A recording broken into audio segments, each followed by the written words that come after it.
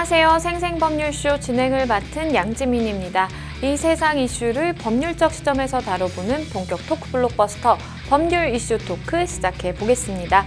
오늘은 박성배 변호사님과 함께 해볼게요. 안녕하세요. 안녕하세요. 네, 오시는 길에 이 벚꽃 보셨어요? 네, 봤습니다. 정말 봄이 온 것 같아요. 그렇습니다. 사실 제가 지난 주말에 업무 때문에 제주도를 방문한 적이 있는데 너무 좋으셨겠어요? 제주도는 벚꽃, 유채꽃이 완전히 만개에 있어요. 근데도 그쵸. 날씨가 아주 따뜻하지는 않거든요. 맞아요. 그 모습을 보고 꽃은 추워도 때가 되면 피는구나. 서울도 아직까지는 완전히 따뜻하지 않아도 맞아요. 다음 달쯤 되면 꽃도 다 피고 더 따뜻해지면 더 화창한 분위기가 나오겠다 맞아요. 싶은 생각이 듭니다.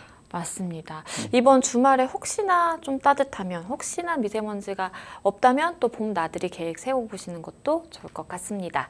네, 지금 이 방송은 유튜브를 통해서도 실시간으로 함께 방송이 되고 있습니다. 많은 시청 부탁드리겠고요. 유튜브를 통한 소통의 창구도 열어두겠습니다. 방송 중 궁금하신 질문들 올려주시면 저희가 답도 해드리니까요. 많은 참여 부탁드립니다. 그럼 법률 이슈 토크에서 나눠볼 이야기들 먼저 함께 만나보시죠. 메마른 날씨에 전국 곳곳 화재, 우발적 살인, 한국은 정상 참작, 아동 청소년 대상 성범죄 위험 수준, 이렇게 오늘 3가지 주제 준비가 되어 있습니다. 바로 시작해 보겠습니다. 여러분은 지금 생생법률쇼와 함께하고 계십니다.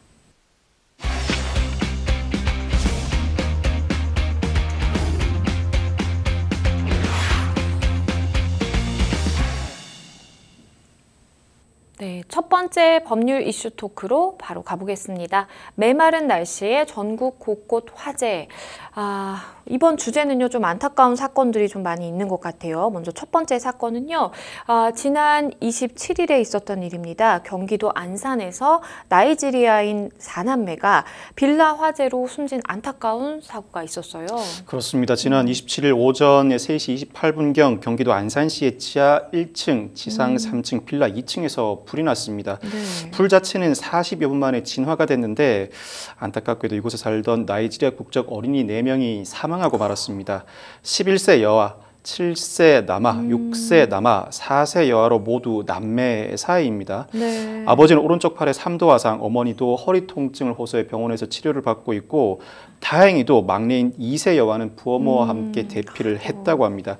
이 빌라에는 모두 11가구가 거주했고 이 빌라를 포함한 일대에는 외국인들이 다수 거주하고 있었다고 합니다. 네. 불이 나자 대부분 자력으로 대피했고 이 가운데 10여 명은 연기를 흡입해서 병원에서 치료를 받고 있습니다.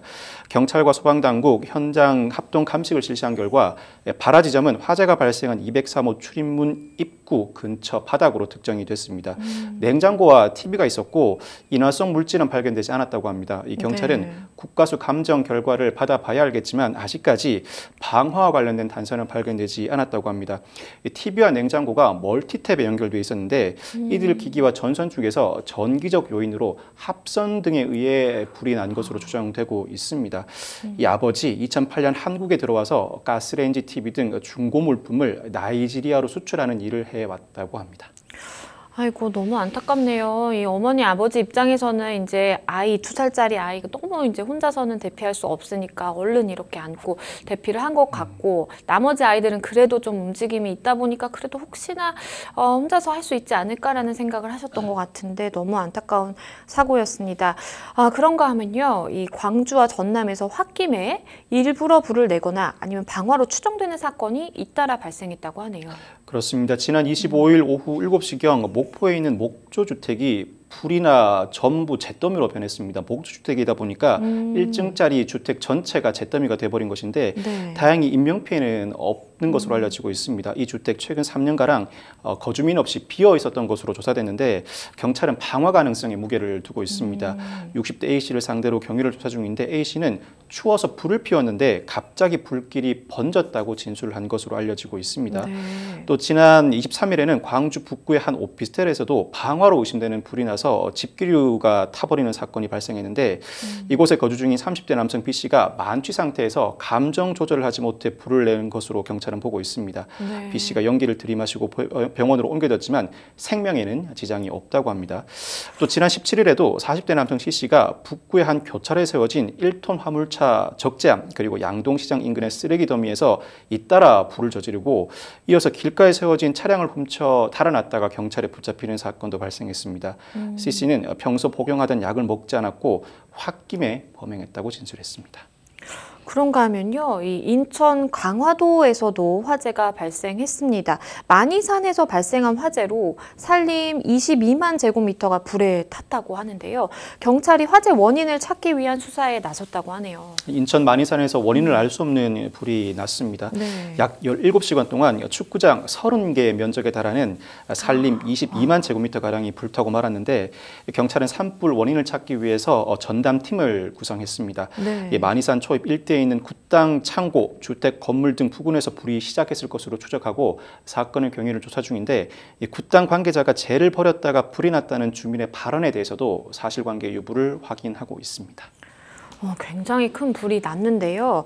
사실 우리가 불 화재 사건이 이제 발생했다 그러면 이제 방화과 실화과 막 얘기를 하는데 우선 첫 번째로 좀 짚고 넘어가 볼게요. 네. 방화죄에 대한 처벌 어떻게 될까요?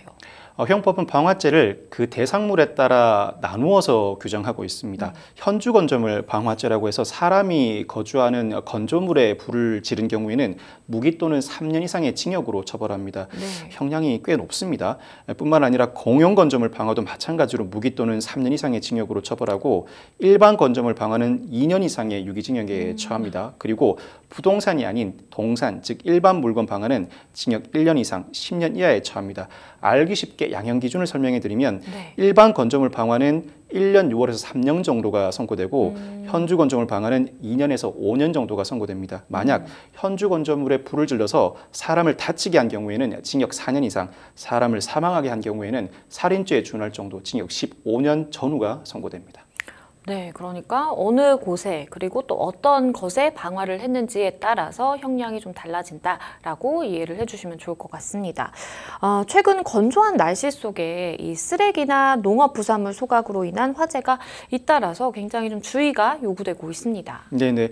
지난 20일 오전 11시 53분경에 청주시 상당구의 야산에서 불이 났습니다.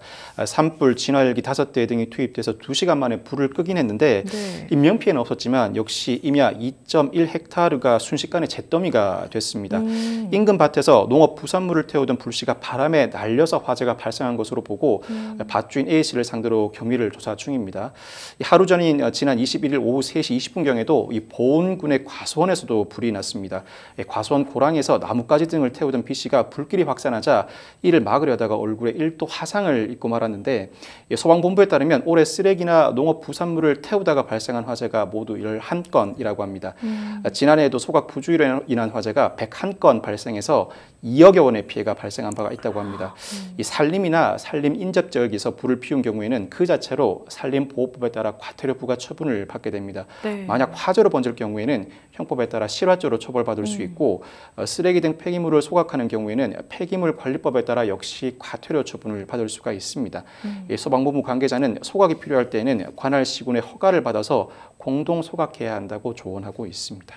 그렇죠. 이것도 이제 소각할 때도 굉장히 이제 주의를 기울이면서 해야지. 그렇지 않으면은 이게 워낙 이제 날씨도 건조하다 보니까 그리고 주변에 또 건조한 환경에서 또 이런 이렇게 소각이 잘 되다 보니까 하시잖아요. 그러니까 자칫 잘못하면 이게 굉장히 큰 불이 될 수 있다라는 거 반드시 기억을 하셔야 될 것 같아요.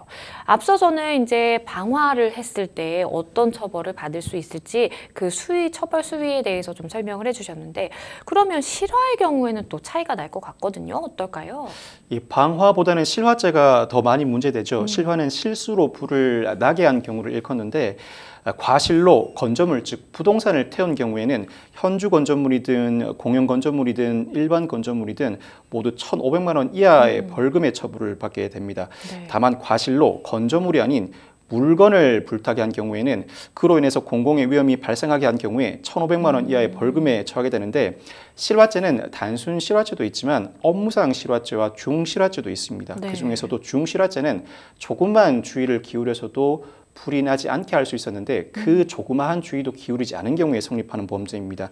이 중실화죄는 실화죄와 달리 단순 벌금형에 그치지 않습니다. 네. 3년 이하의 금고 또는 2천만 원 이하의 벌금에 처해지고 그 피해 정도가 상당히 크다면 충분히 금고의 실형이 선고되는 경우도 있습니다. 변호사님 말씀해 주신 것처럼 사실 내가 작정하고 불을 내야지라고 해서 이제 방화를 하는 것보다는 사실은 나는 이러려고 했던 게 아닌데 불을 어떻게 우리가 불길을 잡을 수 없다 보니까 막 걷잡을 수 없이 커져가지고 이게 실화죄로 이제 처벌을 받는 경우가 좀 굉장히 많은 것 같아요. 주의를 하시면 좋겠습니다. 한편 이 최근 청소년들 사이에서 유행처럼 번지는 게 있대요. 이른바 불하트 놀이 문화인데요. 이게 굉장히 좀 어감만 들어도 뭔가 위험할 것 같다는 생각이 들거든요. 화재라든지 부상 위험이 크다라는 우려의 목소리가 나오고 있습니다. 아시는 분들도 계실 것 같고 아직 모르시는 분들도 많으실 것 같은데 최근 SNS에 불하트 해시태그를 단 영상이 많이 게재되고 있습니다. 이 영상을 보면 길이나 담벼락 모래사장 위에 이 가연성인 눈 스프레이를 하트 모양대로 뿌립니다. 그리고 그 위에다가 라이터로 불을 붙이는데 이렇게 되면 눈 스프레이로 그린 하트 위로 불꽃이 타오르면서 그 형태가 순식간에 사라져 버립니다. 이 조치 자체가 재미는 있을 수 있겠습니다만 화재 발생 우려가 상당합니다. 누리꾼들 아무리 봐도 청소년 놀이라기에는 위험해 보인다. 놀다가 불이 다른 데 붙어서 큰 불로 번지면 어떡하나. 그렇죠. 바닥이나 벽에 자국이 남을 텐데 등 우려 섞인 반응을 보이고 있습니다. 불하트를 만드는 현장을 목격했다는 후기도 심심찮게 찾아볼 수 있는데 네. 한 커뮤니티에는 중학생 정도 되는 여자아이 둘이서 라이터를 들고 스프레이를 흔들고 있더라. 다시 지날 때 보니까 스프레이는 바닥에 나뒹굴고 있고 하트를 그린 흔적을 봤다는 글이 올라오기도 했고 며칠 전 퇴근길에 남녀 중학생이 바닥에 하트 모양을 그리고 라이터로 불 붙이려는 걸 봤다. 불이 잘 안 붙는지 포기하고 가던데 CCTV가 설치하면 좋겠다는 글도 눈에 띕니다. 그만큼 이 불하트 놀이로 인해서 우리 동네에서 불이 나면 어떡할까라고 걱정하는 그렇죠. 분들이 많다는 의미입니다. 이 불장난의 일종이라고 할 수 있겠습니다만 이 불하트 놀이를 무심코 했다가 불이 붙어서 큰 화재로 번진다면 처벌 대상이 될 수 있습니다. 실화죄 외에도 불하트 놀이를 한 시간과 장소에 비춰볼 때 중실화죄가 인정되면 엄한 처벌을 피할 수 없게 될 수도 있습니다. 사실은 이게 이제 요즘에 청소년들 사이에서도 SNS 굉장히 많이 하고 이렇게 뭔가 자극적인 콘텐츠, 위험해 보일 수 있는 콘텐츠를 올리면 또 사람들이 거기에 맞게 또 반응을 하다 보니까 나도 이제 해야지 라면서 이제 너도 나도 막 이렇게 불하트 놀이를 하게 되는 것 같아요. 그런데 또 사람이 많은 데서는 하다 보면 사실은 많은 어른들이 또 질책을 할 수도 있고 뭐 그만하라라고 얘기를 할 수도 있다 보니까 굉장히 좀 이렇게 사람들 눈에 안 띄는 곳, 뭐 쓰레기 뭐 이렇게 분리수거지 옆이라든지 이런 데서 하다 보니까 더 위험할 것 같다라는 또 생각도 들어요. 이제 발견하기 좀 늦은 장소, 이렇게 잘 눈에 띄지 않는 장소에서 하다 보니까 글쎄요, 이게 더 위험하지 않을까라는 생각이 듭니다. 앞서서 방화와 실화에 대해서 이제 이야기를 나눠봤는데 뭔가 내가 재미로 시작해서 놀이로 시작한 이런 뭐 화재 놀이라든지 이런 경우에 만약에 큰 불이 나게 된다면 어떻게 좀 법적으로 해석해 볼 수 있을까요? 불이 났을 때는 일단 방화인지 실화인지 여부부터 가려야 합니다.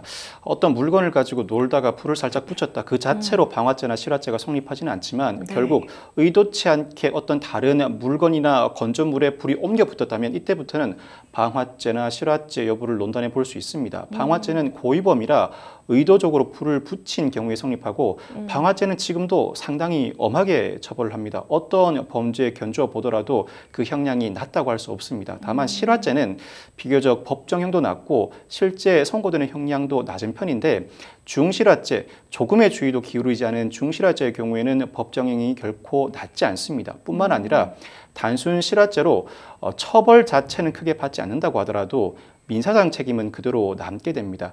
일반적인 불법 행위와 다르게 불로 인해 발생한 손해액은 그 손해가 상당히 커져버릴 수밖에 없습니다. 연소를 거쳐서 엄청나게 많은 피해를 양산하게 되고 그 최초 원인 제공자는 그 모든 손해액을 배상할 책임을 부담하게 됩니다. 물론 민사상 실화 책임법에 따라 일부 손해가 감경되긴 하지만 그렇다고 하더라도 그 원인 제공자로서는 도저히 감당할 수 없을 정도의 손해배상 책임을 부담하는 경우가 있습니다. 즉 실화죄라고 하더라도 단순히 형사 처벌의 관점에서만 볼 것이 아니라 손해배상의 관점에서만 본다면 이와 같은 불이 나는 행위, 그 위험성을 야기할 만한 행위는 절대로 피하셔야 한다고 할 수 있습니다. 네, 그런가 하면요. 다들 기억하실 텐데요. 2019년 4월에 발생했던 고성 속초 산불. 4년이 지난 지금도요. 피해자들에 대한 보상이 제대로 이루어지고 있지 않다고 합니다. 합리적인 보상 방안이 좀 마련돼야 되는 거 아닌가라는 생각도 드는데요. 이 고성 속초 산불 사건에서 한전 관련자들이 2심에서도 무죄를 선고받았습니다. 검찰의 공소사실은 업무상 실화, 업무상 과실치상, 산림보호법 위반 3가지인데 이 재판부는 검사가 업무상 실화 등 내용이 무엇인지 명확하고 구체적으로 밝히지 못했다고 밝히고 있습니다. 관련자들의 형사 책임이 이루어지지 않는 가운데 보상도 상당히 지지부진한 상태입니다. 예를 들어서 지난 2019년 4월 발생한 산불로 고성군에 거주하던 50대 차광주 씨는 목숨은 건졌지만 이재민이 됐습니다. 이재민에게 제공된 컨테이너가 차 씨의 새 집이 되었는데 급기야는 그해 12월에 간암 말기 판정을 받기도 했습니다.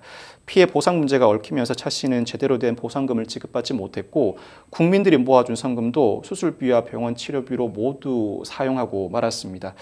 현재 산불 피해 보상과 관련해서 고성지역 특별심의위원회가 구성돼 있고 위원회가 원인 제공자인 한국전력공사 측의 최종 보상 지급금을 손해사정 금액의 60%로 결정했습니다. 이에 대해서 다수의 주민들이 보상금 결정에 반발해서 소송을 택했는데 이 주민 측 입장은 손해사정을 할 때도 실제 피해가 증빙되지 않아서 50% 정도로 피해액이 산정된다. 여기에 60%면 실제 피해액 수의 30% 정도만 배상을 받게 되는데 납득할 수 없는 배상액이라는 입장입니다. 결국 여기다가 정부는 이재민에게 긴급하게 제공했던 재난지원금 등에 대해서 한전 측에 구상을 하기로 했습니다. 네. 이렇게 되자 한전이 만약 구상권이 인정돼서 정부에 돈을 내게 된다면 그 금액을 제외하고 나머지 금액만 피해 보상금으로 지급한다는 방침이라 실제로 돈을 받는 피해자 입장에서는 그 돈의 액수가 더 낮다고 느낄 수밖에 없는 상황입니다. 이재민들은 사람들은 고성 산불 문제가 다 끝난 줄 알고 있는데 그쵸. 하나도 해결된 게 없다는 입장이고 앞으로 소송 결과를 지켜봐야 할 것 같습니다. 일단 이 불로 인한 재산상 손해는 감정 결과에 따라서 판명될 수밖에 없는데 위자료에서만큼이라도 일정 부분 그 금액 증액이 있어야 할 것 같습니다. 대형 재난이고 피해자들의 고통이 상당 기간 지속돼 온 점을 감안해서 재판부가 판결보다는 소송 진행 중에 조정을 권고하고 이 조정에 대해서 한국전력이 전향적으로 수용한다면 그나마 피해자들이 신속하고 적절한 보상을 받을 수 있지 않을까 예상해 봅니다. 그러게요. 그때 당시에도 많은 분들이 정말 큰 산불이었기 때문에 관심을 가지고 걱정을 하고 했지만 이게 시간이 4년이나 지나다 보니까 당연히 뭐 보상도 이루어졌겠고 뭐 당연히 좀 뭐 해결이 됐겠지라고 생각하는 부분도 사실 있었던 것 같아요. 그런데 이렇게 정말 컨테이너에서 생활하실 정도로 열악하게 생활을 하시는데도 아무런 보상도 받지 못하고 있다고 하니까 정말 안타깝습니다. 사실 산불이 나게 되면 이 피해는 정말 걷잡을 수 없이 커지게 되는 것 같아요. 다른 산불 사례들 좀 살펴주실 수 있을까요? 실화 역량이 대체로 낮은 것은 사실입니다. 130명의 사상자를 낸 2015년 의정부 주택 화재 때도 관련자 대부분이 집행유예나 벌금형 선고를 받았고 2016년 서울 충무로역 화재 때도 전기시설 관리를 담당한 관리소장 벌금 100만 원 처분을 받았습니다. 2018년 영종도 기내식 납품업체 공사장에서 불이 나서 40억 원의 피해가 발생했을 때에도 관련자들은 무죄를 선고받기도 했습니다. 2005년 청산대에서 산불이 났을 때 한전 관계자 2명은 검찰에서 기소유예 처분을 받기도 했습니다. 형사상 처벌 자체가 상당히 낮은데 형사상 처벌 자체가 낮은 데는 그나마 그 근거가 있을 것으로 예상을 합니다. 그 정도 사정까지는 예상하지 못했다는 사정들이 충분히 반영된 것 같은데 어찌되었건 산불 피해로 인해 피해를 입게 되는 피해자들은 어마어마한 피해를 안고 살아야 하는 입장이니 앞으로도 이 실화죄의 형사처벌 그 양형 기준에 대해서도 어느 정도 논의는 있어야 하지 않을까 예상을 해봅니다. 네, 사실 이제 뭐 방화야 본인이 이제 고의를 가지고 하는 거니까 그거에 대해서 뭐 이렇게 처벌을 받는 것은 사실 당연하고 그런데 이제 내가 정말 고의가 없었는데 실수로 이렇게 화재를 발생케 해서 정말 한순간에 범죄자가 되는 경우가 있을 수가 있잖아요. 어떻게 하면 좀 이런 걸 막아볼 수 있을까요? 불은 어떤 경우에도 늘 조심해야 하는데 실화죄로 입건돼서 기소되거나 재판을 받는 경우는 충분히 이 화재까지 번지지 않을 수 있음에도 불구하고 조치를 취하지 않은 사정까지 입증이 된 경우입니다.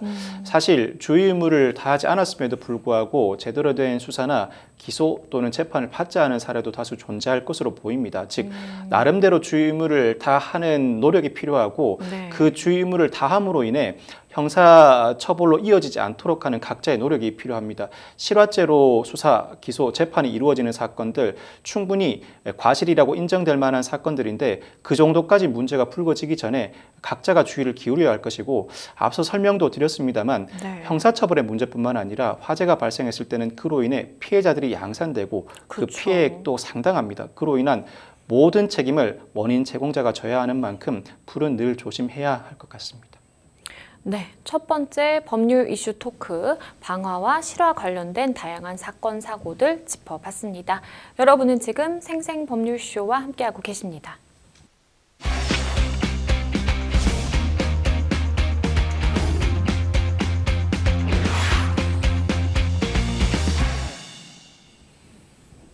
네, 두 번째 법률 이슈 토크로 바로 가보겠습니다.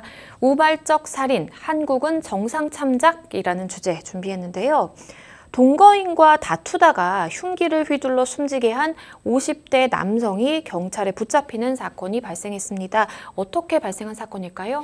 50대 남성 A씨가 지난 26일 새벽 1시 30분경에 인천 서구의 아파트에서 흉기를 여러 차례 휘둘러서 동거인 50대 여성을 살해한 혐의를 받고 있습니다. 네. 옆구리 등을 다친 동거인 50대 여성 B씨는 오전 4시 30분경 병원에서 치료를 받던 중 숨지고 말았습니다. 병원 측 신고를 받고 출동한 경찰 현장에서 A씨를 긴급 체포했는데 병원 측은 흉기에 찔렸다는 B씨의 진술 등을 토대로 경찰에 신고를 했습니다. 반면에 A씨는 의료진에게 깨진 접시에 B씨가 다쳤다고 진술을 했고요. A씨는 범행 후에 자신의 차량에 B씨를 태워서 함께 병원으로 왔다고 합니다. 경찰 조사 과정에서 A씨는 B씨와 말다툼을 하던 중 범행을 저질렀다는 취지로 진술했고 범행 당시 A씨와 B씨는 모두 음주 상태는 아니었던 것으로 파악됐습니다. 경찰은 A씨를 상대로 범행 동기 등 정확한 사건 경위를 조사 중이고 조사를 마치는 대로 A씨에 대해 구속영장을 신청할 방침이라고 합니다. 그런가 하면요. 이 평소에 알고 지낸 중년 여성을 화물차로 들이받아서 살해하려 한 혐의로 기소된 60대가 있는데요. 이 60대 운전자가 사고 직전에 이 브레이크를 밟은 사실이 법정에서 인정이 돼서 무죄를 선고받았다고 합니다. 그렇습니다. 60대 남성 A씨가 지난해 9월에 인천시 서구의 한 인도에서 1톤 트럭으로 지인인 50대 여성 B씨를 들이받아 살해하려 한 혐의로 기소가 됐습니다. 즉 살인 미수로 기소가 된 사안인데 네. 당시 시속 18.5km로 돌진한 트럭에 치인 B씨 인도역 화단에 쓰러졌고 골반이 부러지는 등 전치 16주의 중상을 입었습니다. B씨는 사고 전에 A씨 트럭에 함께 타고 있다가 주유비 결제 문제로 말다툼을 한 뒤에 혼자 차량에서 내려서 인도를 걸어갔다고 합니다. 검찰은 말다툼을 하다가 화가 난 A씨가 트럭을 몰고 B씨를 뒤쫓아간 뒤에 순간적으로 가속 페달을 밟아 돌진했다고 판단했지만 A씨는 트럭을 몰다가 B씨를 발견한 순간 화가 난 것은 사실이지만 B씨 앞에서 차량을 멈출 생각이었는데 사고가 났다고 주장을 했습니다. 법원은 사고 직전 트럭 후미등이 켜졌고 도로에 급제동 흔적 스키드 마크라고 하죠. 스키드 마크가 있었다면서 A씨의 주장을 받아들여 무죄를 선고했습니다. 검찰은 사고 당시에 A씨 트럭 배기통에서 발생한 매연을 차량 급 가속의 근거로 제시했지만 법원은 이는 급제동할 때도 발생하는 현상, 즉 도로교통공단의 의견을 사실로 받아들였습니다. 재판부는 B씨를 충격할 의도가 있었던 것은 아닌지 의심이 들긴 하지만 스키드 마크 등 급제동의 증거는 살해의 고의성을 인정하는 데 상당한 장애가 된다. 뿐만 아니라 말다툼을 하고 B씨가 차량에서 내린 이후에 A씨가 조수석 문을 직접 닫았고 주유소 직원에게 주유비가 제대로 결제됐는지 확인하는 행동도 보이는데 이는 잠시 후 누군가를 살해할 마음을 먹고 차량으로 추격하는 사람의 일반적인 행동으로 보기는 어렵다고 판시했습니다. 그렇지만 B씨가 16주의 중상을 입었다면 이는 상당한 중상이라고 할 수 있어서 아마 이 사건 선고가 1심 판단으로 보이는데 네. 항소심에서는 검사가 살인 미수 혐의뿐만 아니라 예비적으로 공소사실, 즉 중상의 부분도 추가하지 않을까 예상을 해봅니다. 네, 법원이 이 사고 직전 트럭의 후비등이 켜졌고 또 도로에 급제동의 흔적, 스키드 마크가 있었다라면서 이 남성의 주장을 받아들였습니다. 또 다른 사건도 짚어볼게요. 스토킹을 위해서 빈 원룸에 숨어 지내다 마주친 건물주를 살해한 혐의 등으로 기소된 40대 남성이 있습니다. 중형이 확정됐다고 하네요. 이 40대 남성 김 씨가 채팅 앱으로 만난 40대 여성 A 씨를 스토킹하고 상해를 입힌 혐의를 받고 있었습니다.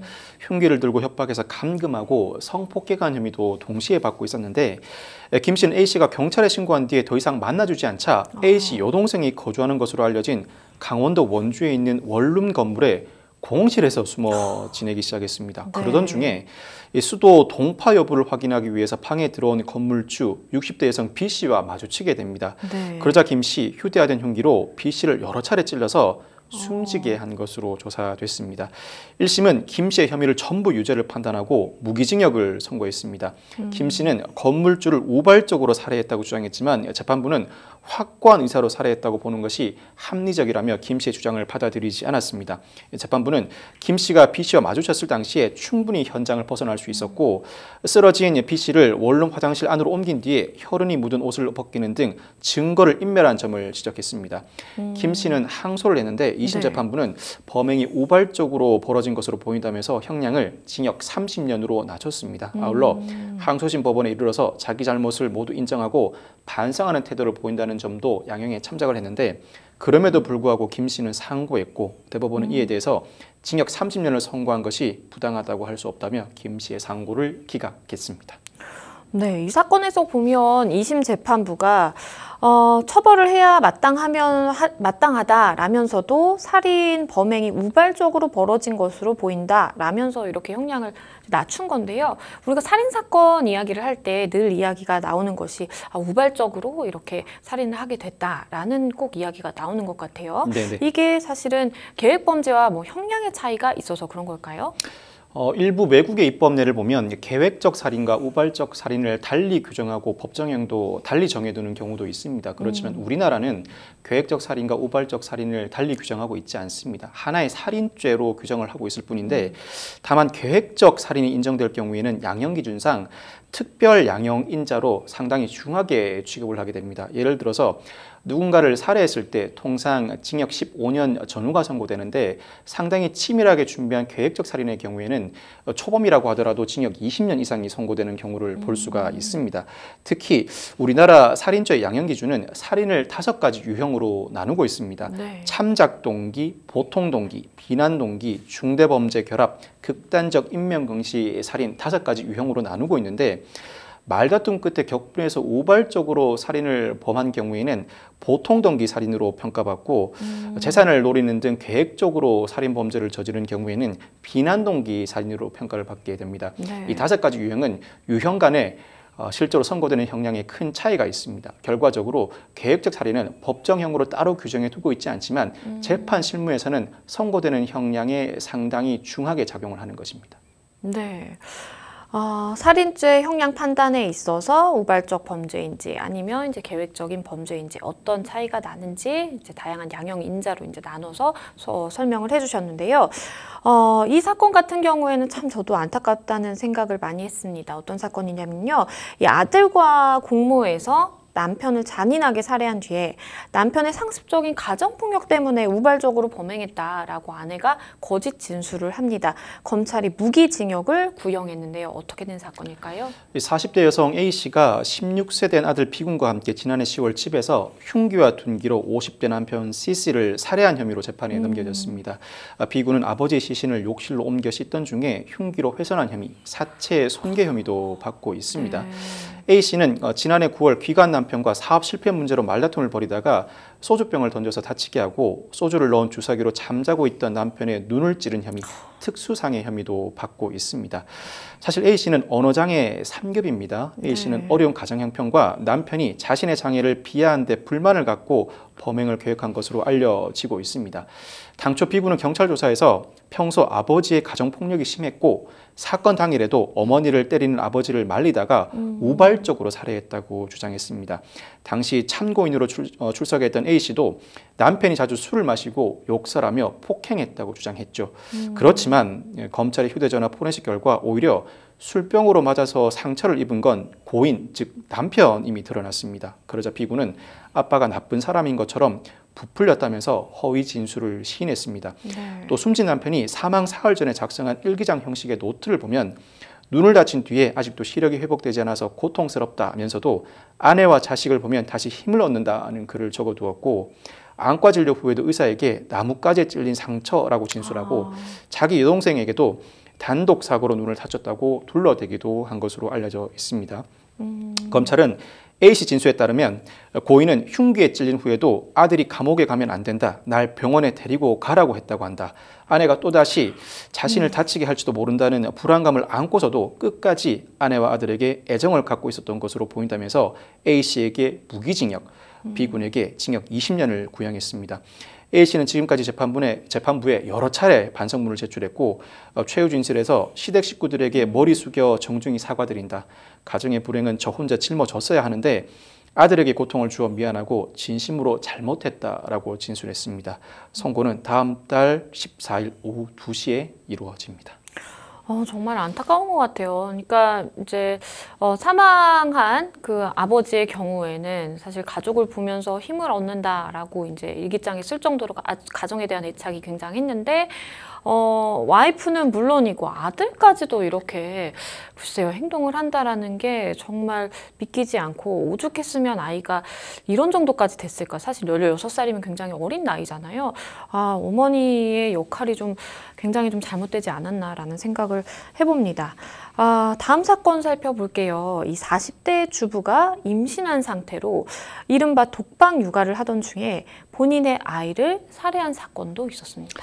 울산지법이 지난 24일에 아동학대처벌법상 아동학대 치사 혐의로 기소된 A씨에게 징역 2년 6월에 집행유예 4년을 선고했습니다. 네. A씨는 지난 2021년 10월에 자신의 집에서 아이를 때려서 사망에 이르게 한 혐의를 받고 있었는데 당시 A씨는 임신한 상태였고 수사를 받던 도중에 조산까지 했다고 합니다. 양육해야 하는 다른 아이도 있었던 것으로 알려지고 있는데 재판부는 A씨가 중증도의 장애인으로서 육아 스트레스에 시달리다가 우발적으로 범행한 것으로 보인다. 달리 범행을 계획했다고 보기도 어렵고 적극적이고 지속적으로 학대한 정황도 발견되지 않는다. 가족들도 선처를 바라고 있다고 양형 사유를 밝혔습니다. 한편 재판부는 A씨에게 보호관찰도 명했는데 가족들이 양육에 도움을 줄 것을 다짐하고 있는데 A씨가 아이를 잘 키우고 있는지 확인하기 위해서 정기적으로 연락을 하게 되니까 잘 따라달라고 요청하기도 했습니다. 이날 불구속 상태로 재판을 받던 A씨, 재판을 받는 내내 푹 숙인 고개를 들지 못했다고 합니다. 한편 30대 B씨가 2022년 7월 대구 달성군 자신의 집에서 생후 16개월인 셋째 아이들이 분유를 먹고 토한 뒤에 울음을 멈추지 않자 아이를 10여 분간 심하게 흔들고 장난감 피아노에 머리를 2차례 부딪히게 한 혐의로 기소가 됐습니다. 네. 아이는 경련 증세를 보였지만 별다른 조치를 취하지 않았고 남편이 돌아온 뒤에야 병원에 데려갔지만 아이는 결국 사고 발생 일주일 만에 숨지고 말았습니다. 이 사건에서도 법원은 B씨에게 징역 2년 6월에 집행유예 4년을 선고했습니다. 네. 첫째와 둘째가 발달장애 진단을 받았고 셋째도 심장질환과 백내장 진단을 받자 B씨가 극심한 우울증에 시달렸고 다소 우발적인 범행이었던 점을 참작한다고 양형 이유를 밝혔습니다.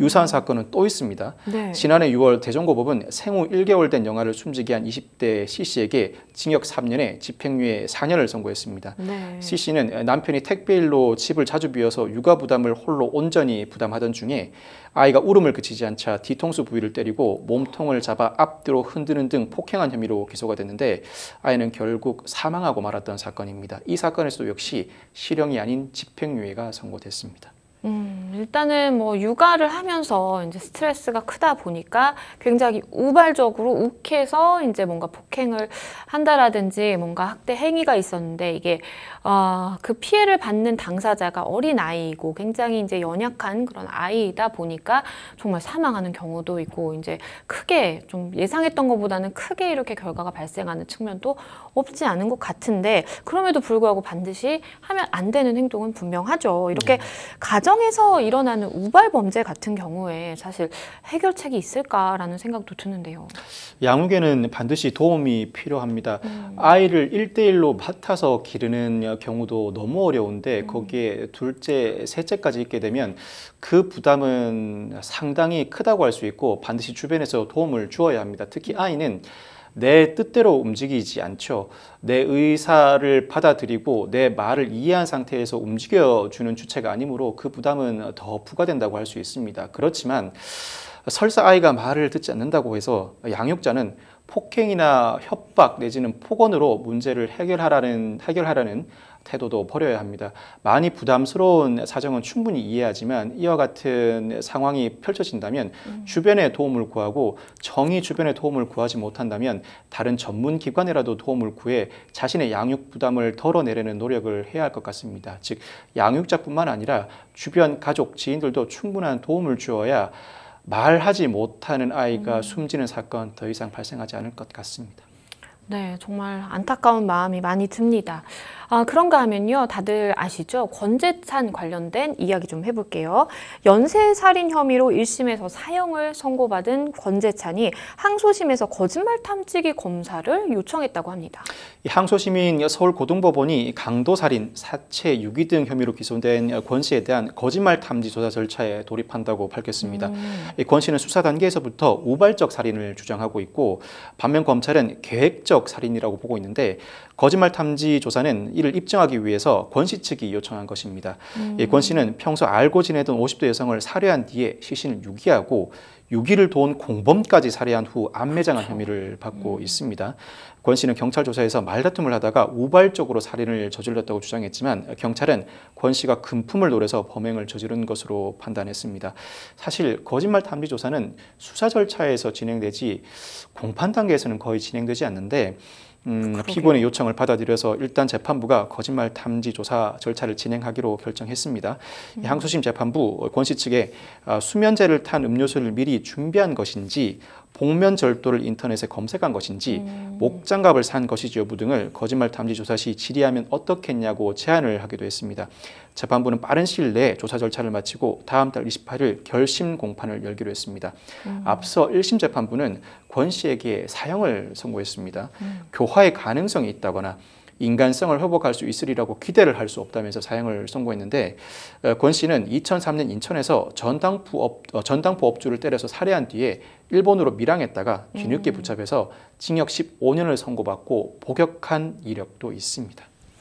지인을 살해한 것도 모자라서 시신 유기를 도운 공범까지 살해를 한 사실이 알려지면서 정말 잔혹하다라는 이야기를 많이 들은 사건이었죠. 변호사님 개인적으로 이 권재찬 사건에 대해서 좀 어떻게 보시고 있나요? 일단 1심에서 사형 선고는 이례적이라고 할 수 있습니다. 실질적인 사형 폐지국인 우리나라에서 사형을 선고할 만큼 중한 범죄라고 하더라도 재판부는 되도록이면 사형을 선고하지 않고 무기징역형을 선고하려는 경향이 있는데 1심 재판부가 사형을 선고한 이유는 앞서 살인죄로 징역 15년을 선고받아 복역한 전력이 있음에도 불구하고 두 사람을 동시에 살해해야 했다. 계획적 살인으로 본다면 더 이상 갱생의 가능성이 없다고 보고 사형을 선고한 것 같습니다. 1심 재판부의 판단이 옳다면 이와 같은 사형 선고는 충분히 수긍할 만합니다. 다만 항소심에서 거짓말 탐지 조사를 진행하기로 했는데 이는 사실상 사실관계에 관한 한 항소심이 마지막 판단이기 때문에 항소심 재판부가 받아들인 것 같습니다. 대법원도 그 절차가 남아있지만 대법원은 사후심으로서 항소심의 판단이 적절했는지 여부만을 판단하게 됩니다. 즉 사실관계에 관한 한 당사자가 입증하고자 하는 입증 취지를 모두 다 받아들여서 충분한 입증이 이루어진 뒤에 사실관계를 판단하기 위한 것으로 보이는데 마지막 거짓말 탐지 조사에서도 권 씨의 진술이 거짓이라는 판단이 나오게 되면 항소심 재판부는 더 이상 재론의 여지가 없이 1심 재판부와 같은 결론을 낼 가능성이 상당히 높아지게 됩니다. 네, 그런가 하면요. 정말 재미난 사건이라고 표현을 해야 될까요? 이런 일이 있었습니다. 인도에서 이 똑똑한 앵무새 증언이 법원에서 효력을 인정받아서요. 잔혹한 강도살인 사건에서 범인에게 종신형이 선고되는 사건도 있었대요. 이 사건은 지난 2014년 2월 인도의 한 평범한 가정집에서 일어난 사건입니다. 네. 이 현지 언론 매체의 편집장으로 근무한 피해자의 남편 BJ 씨가 아침 일찍 아들과 딸을 데리고 지인 결혼식에 다녀왔는데 집에 도착해 봤더니 아내가 사망한 채 발견됐고 애완견도 죽은 상태로 쓰러져 있었습니다. 경찰 수사 결과 강도들이 집안에 있던 현금과 귀금속 등 값나가는 물건들을 가지고 도주하던 중에 이 저항하는 피해자를 흉기로 찔러 사망케 한 것으로 확인됐는데 네. 이 경찰은 BJ 씨의 아내의 시신 발견 당시에 잔혹하게 훼손돼 있는 점을 들어서 평소 피해자 가족들과 원한이 있는 인물의 범인일 가능성이 높다고 짐작을 했습니다. 그런데 문제는 장기 수사에도 불구하고 증거를 발견하지 못했다는 점입니다. 이 사건의 유일한 목격자는 바로 집에서 키우던 앵무새였는데 사건의 진전이 없자 답답해하던 남편 BJ 씨, 이 앵무새 앞에서 자신이 아는 남성들의 이름을 차례로 언급해 봤다고 합니다. 그랬는데 돌연 조카 아슈의 이름을 댔더니 이 앵무새가 아슈라고 따라하면서 날개를 퍼덕이는 등 흥분한 모습을 보였다고 합니다. 네. 이 아슈는 BJ 씨의 조카입니다. 평소 두터운 친분 관계를 유지해 왔고 아슈가 MBA에 다닐 때 그 학비를 BJ 씨가 지원하기도 했습니다. 지난 몇 년 동안 피해자의 집에 거주하면서 대학원 생활을 했던 아슈는 누구보다 현금과 기금속 등의 보관 장소를 잘 아는 인물이기도 했습니다. 네. 이를 본 피해자의 남편 곧장 경찰에 알렸고 경찰은 이 상황을 동일하게 확인한 뒤에 지지부진했던 수사에 힘을 얻으면서 아슈라는 남성을 소환해 수사를 이어갔습니다. 결국 체포된 가해자 아슈, 경찰의 잇따른 추궁에 친구의 도움을 받아서 강도 계획을 세웠는데 범행 당일 피해자가 강하게 저항하는 탓에 살인까지 저지르게 됐다고 자백하게 됩니다. 사건이 발생한 지 약 9년 만에 종료된 재판에서 인도 재판부는 아슈와 그의 공범에게 종신형을 선고했습니다. 다만 그 재판 기간 중 BJ 씨는 지난 2020년 지병으로 사망하고 말았고 앵무새도 지난 2014년 죽은 상태로 발견됐습니다. 아이고. 평소 피해자를 잘 따랐던 앵무새 사건 후 불과 6개월 만에 죽은 것으로 확인됐고 재판부는 인도의 증거법 규정상 앵무새의 증언이 공식적으로 효력을 인정받았다고까지 표현할 수는 없어도 재판의 모든 진행 과정이 앵무새의 증언을 중심으로 진행됐고 경찰들 역시 앵무새의 역할이 컸다고 그 공을 인정했다고 밝혔습니다. 네, 정말 다행이네요. 그래도 앵무새 덕분에 범인을 잡을 수 있었기 때문에 다행이란 생각이 듭니다. 네, 두 번째 법률 이슈 토크, 우발적 살인 관련된 다양한 사건들 짚어봤습니다. 저희는 세 번째 주제로 넘어가 보겠습니다. 세 번째 주제는요, 아동, 청소년 대상 성범죄 위험 수준이라고 선정을 해봤습니다. 인하대학교 캠퍼스에서 동급생 여학생을 이제 성폭행하려다가 창밖으로 이제 밀어서 이제 떨어져서 사망하게 한 혐의로 재판에 넘겨진 20대가 있죠. 이 20대 항소심 재판이 다음 달부터 진행이 된다고 하네요. 이 항소심인 서울고등법원이 성폭력처벌법상 강간 등 살인 혐의로 기소된 A씨의 항소심 첫 공판기를 오는 4월 6일로 지정했습니다. A씨는 지난해 7월 15일 새벽에 인하대 캠퍼스 내 단과대학 건물 2층과 3층 사이 복도 창문에서 동급생 B씨를 성폭행하려다 B씨가 1층으로 떨어져 숨지게 한 혐의를 받고 있습니다. 당초 경찰은 A씨에게 중강간 치사 혐의를 적용해 검찰에 송치했지만 검찰은 살인의 미필적 고의가 인정된다고 보고 강간 등 살인 혐의로 기소를 했습니다. 네. 검찰은 지난해 12월 진행된 결심 공판에서 A씨에게 무기징역형을 부형했습니다. 그렇지만 1심은 A씨가 몸을 가누지 못할 정도로 술에 취한 B씨를 성폭행하려다 추락해 숨지게 한 사실을 인정하면서도 살인의 고의는 없다고 보고 중강간 치사죄를 적용해 A씨에게 징역 20년을 선고했습니다. 검찰과 A씨 모두 이 판결에 불복해 항소장을 제출한 바 있습니다. 그러니까 살인의 고의까지는 없었다라고 이제 판단을 1심에서는 한 건데요. 사실 이제 CCTV라든지 그때 당시에 뭐 정말 이렇게 막 수사기관에서 이렇게 높이를 재서 난간의 높이를 재서 이렇게 막 여러 가지 실험도 해보고 한 것으로 기억을 합니다. 글쎄요, 살인죄 적용이 불가능했던 걸까요? 결국 이 사건은 2층과 3층 사이 복도에서 A씨의 구체적인 행위를 입증해 내야 하는 책임이 수사기관에 있다고 할 수 있습니다. 네. 떨어져 죽어도 좋다는 미필적 고의를 인정할 수 있는 수준이어야 할 텐데 당시 사건 현장의 DNA 등 흔적을 토대로 A씨 진술의 모순점을 발견해내야 합니다. 또 현장 검증을 통해서 직접 밀어서 떨어뜨렸는지 적어도 위험한 상황에 방치함으로써 떨어질 수밖에 없는 상황을 조성했는지 여부 등을 입증해내야 하는 부담을 안게 됐습니다. 사실 건물 앞에 이미 떨어져 쓰러진 B씨를 방치한 채 그대로 현장을 이탈했다는 행위만으로는 살인죄를 인정하기가 다소 어렵습니다. 이미 중간간치사 그 범행 자체의 평가에 이 피해자가 사망한 사실도 포함되어 있다고 보는 것이 그동안의 판례의 합리적인 해석이라고 할 수 있습니다. 사실 이 사건은 죄명 자체보다도 중간간치사죄만 인정된다고 하더라도 중한 처벌은 당연히 이루어질 것이라는 예상이 상당히 많았습니다. 실제로 1심 재판부도 살인의 고의는 인정하지 않고 중간간치사만을 인정하면서도 징역 20년을 선고함으로써 살인죄 이상의 형을 선고했다고 평가할 수 있습니다. 검찰이 주장하는 바대로 살인의 미필적 고의를 입증하기 위해서는 결국 사건 당시에 이 A씨의 구체적인 행위를 입증해내는 것이 관건이라고 할 수 있습니다. 네. 또 다른 사건도 좀 살펴볼게요. 이 서울 아산병원에서 교수에 의해 벌어진 병원 내 성폭력 사실이 드러났습니다. 이 가운데 근본적인 문제 해결을 위해서는 이 성범죄를 저지른 의료인의 의료 면허를 취소할 수 있도록 의료법을 개정해야 되는 거 아니냐라는 이야기도 나옵니다. 한국 여성의 전화가 지난 24일 성명을 냈습니다. 이 성명을 통해서 의료인이 업무 특성이나 지위 등을 이용해 저지르는 성범죄를 제대로 처벌하고 예방하기 위해서는 의료인의 자격을 박탈할 수 있는 조치가 포함된 의료법 개정이 반드시 필요하다고 주장했습니다. 네. 지난 18일 서울 아산병원은 성추행 피해 신고로 호흡기 내과 A 교수를 진료에서 배제했다고 밝혔는데 A 교수의 성폭력 가해 사실을 폭로한 피해자들은 전공의, 간호사 등 10여 명의 내부 구성원으로 알려져 있습니다. 당일 병원 측은 사실관계 조사가 마무리되는 대로 인사위원회를 열어서 징계 수위를 결정할 예정이라고 밝혔지만 한국의 여성 전화 측은 중징계를 내린다고 하더라도 우려가 남아있다. 의료인은 성범죄로 중징계를 받는다고 하더라도 별다른 문제 없이 의료 현장에 복귀할 수 있기 때문이라고 지적했습니다. 네. 실제로 현행 의료법상 성범죄는 의사 면허 결격 사유가 아닙니다. 의료법에 따르면 그 결격 사유는 의사가 정신질환자, 마약 중독자, 피성년 후견인이거나 응급의료법 등 의료 관련 법령을 위반해서 금고 이상의 형을 받은 경우에 한정되고 있습니다. 의사가 성범죄를 저질렀을 경우에 자격정지 자체는 가능합니다. 그렇지만 그 기간이 최대 12개월입니다. 자격정지 사유 또한 강간, 중강간, 강제추행 등으로 한정되어 있어서 불법 촬영 범죄는 사각지대로 남아 있기도 합니다.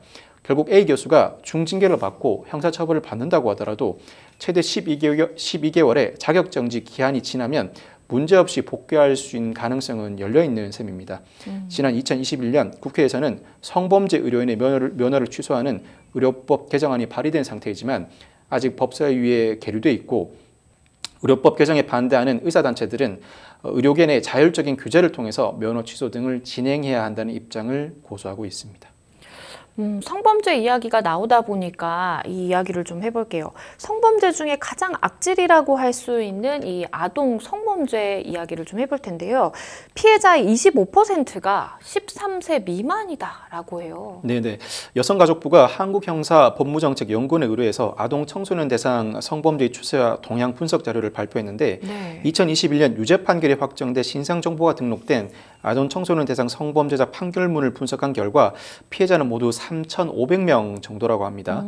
강제추행이 35.5%로 가장 많았고 강간이 21.1%, 성착취물이 15.9% 등의 순이었다고 합니다. 피해 아동 청소년의 평균 연령은 14세 정도이고 25.6%가 13세 미만이라고 합니다. 범죄자와의 관계를 보면 가족이나 친척을 제외한 아는 사람이 60.9%로 가장 많았고 네. 전혀 모르는 사이가 23.4%, 가족이나 친척 등이 9.2%라고 합니다. 가족이나 친척을 제외한 아는 사람은 어떤 경우인가? 인터넷 채팅 등을 통해서 알게 된 사람이 31.2%로 가장 많았습니다. 네. 특히 성매수, 성착취물, 강간 등에서 인터넷 채팅 등을 알게 된 사람으로부터의 피해가 가장 많았다고 합니다. 디지털 성범죄와 관련해서는 청소년 등이 유포 협박을 받은 경우는 20.0%, 실제 유포된 경우도 18.9%라고 합니다. 사실 뭐 성범죄 관련해서는 뭐 글쎄요, 그 피해 대상이 점점 어려지고 있다라는 측면도 있을 것이고 좀 어떻게 우리가 좀 예방을 해볼 수 있을까라는 생각도 드는데요. 여가부는 경찰청 등 관계부처와 긴밀히 협의해서 위장수사 특례 실효성을 높일 계획이라고 밝히고 있는데 현재 SNS 인터넷 사용이 늘면서 자신만의 성에 관한 가치관이 확립되지 않은 상태에서 모르는 이성과 교류를 하게 되고 그 과정에서 급기야는 성범죄 피해를 입게 되는 경우가 종종 보입니다. 아동 청소년 성범죄 처벌 규정도 신설되고 있고 양형도 높아져 가고 있는 실정인데 이 추세가 꺾이지 않고 일정 부분 유지되어야 할 것으로 보입니다. 특히 피해자가 발생할 경우 아동 청소년 피해자가 발생한 경우에는 더더욱 그런데 자신의 잘못이라는 인식에서는 벗어나게 해줘야 합니다. 자신의 잘못이 아니다. 본인 자체는 피해자에 불과하고 빨리 심리적 충격을 극복하고 일상으로 회복해서 그 일상생활을 정상적으로 연계해 나갈 수 있도록 도와주어야 할 것 같습니다. 네, 이런 피해를 입었을 때 이제 주변에서 지지해주고 응원해주는 것도 굉장히 중요하겠다라는 생각이 듭니다. 네, 생생법률쇼 마칠 시간이 다 됐는데요. 오늘 함께 해주신 박성배 변호사님 감사합니다. 네, 생생법률쇼 오늘 준비한 내용 여기까지입니다. 시청해주신 여러분 고맙습니다.